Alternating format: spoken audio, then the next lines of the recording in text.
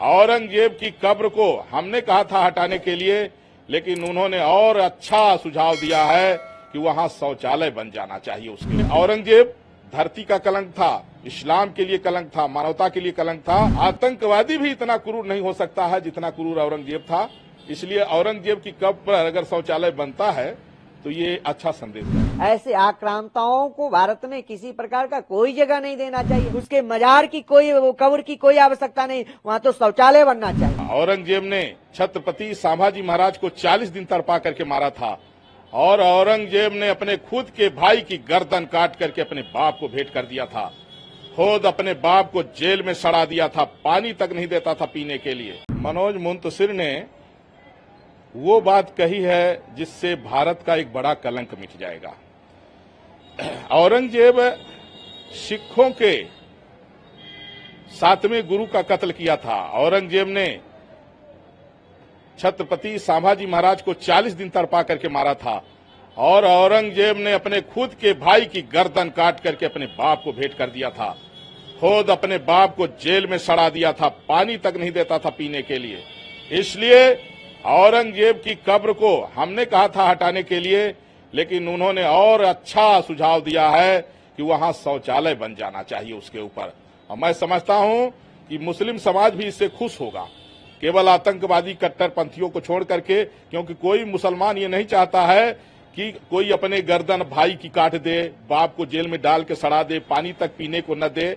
इसलिए औरंगजेब धरती का कलंक था, इस्लाम के लिए कलंक था, मानवता के लिए कलंक था।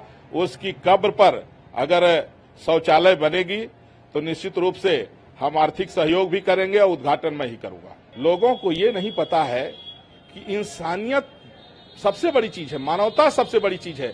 आज कोई मुसलमान ये नहीं चाहेगा कि उसका भाई उसका गर्दन काट ले, कोई मुसलमान ये नहीं चाहेगा कि उसका बेटा उसको जेल डाल दे, कोई मुसलमान ये नहीं चाहेगा कि उसका बेटा उसको पानी बिना तड़पा दे। तो इसलिए औरंगजेब मुसलमानों के लिए कलंक था, सनातनियों के लिए कलंक था, धरती का कलंक था।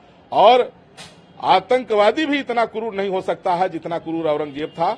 इसलिए औरंगजेब की कब्र पर अगर शौचालय बनता है तो ये अच्छा संदेश जाएगा। निश्चित रूप से औरंगजेब जैसे आक्रांताओं को भारत में कोई किसी प्रकार का उसे मजार और उसके कब्र का कोई आवश्यकता नहीं है। ये भारत एक संवैधानिक देश है और सनातनियों का देश है और हिंदू धर्म जो है वो बाहुल्य देश है। इस देश में कट्टरपंथी, जिहादी और आतंकवादी विचारधारा के लोगों को कोई आवश्यकता नहीं है। ये ऐसे आक्रांता थे जो देश में लूटने का काम किए, हिंदू भाई बहनों को मारने का काम किए।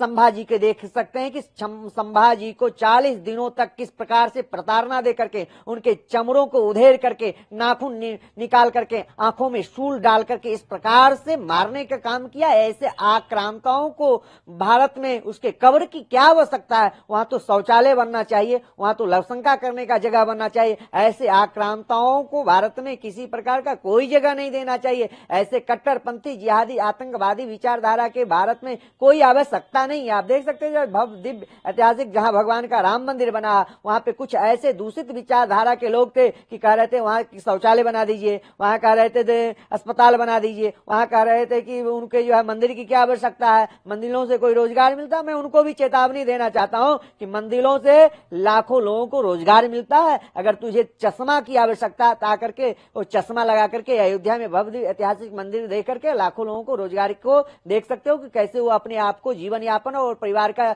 भरण पोषण करता है। मगर बराबर आक्रांता जो देश में लूटने का काम किया, देश में हाय हत्या करने का काम किया, देश में बर्बरता पूर्वक बहन बेटियों को इज्जत आबरू लूटने का काम किया, यहाँ तक कि सावा मन चोटी काटने के बाद, सावा मन जनेऊ उतारने के बाद भोजन करता था। वो यहाँ तक के छोड़ दीजिए जो अपने बाप को जल तक नहीं दे पाया, कैद में बंद कर दिया, अपने भाई को भी जो है सर धड़ से अलग कर दिया। और ऐसे तेज बहादुर जो देश के लिए, राष्ट्र के लिए, सनातन के लिए काम करते थे, उनको किस प्रकार से प्रताड़ना दे करके और सर धड़ से अलग करवा दिया था। संभाजी को देख सकते थे कि 40 दिनों को प्रताड़ना दे करके काटने का काम किया था, मारने का काम किया था। ऐसे आक्रांतों को भारत में कोई आवश्यकता नहीं है। उसके मजार की कोई, कब्र की कोई आवश्यकता नहीं, वहां तो शौचालय बनना चाहिए।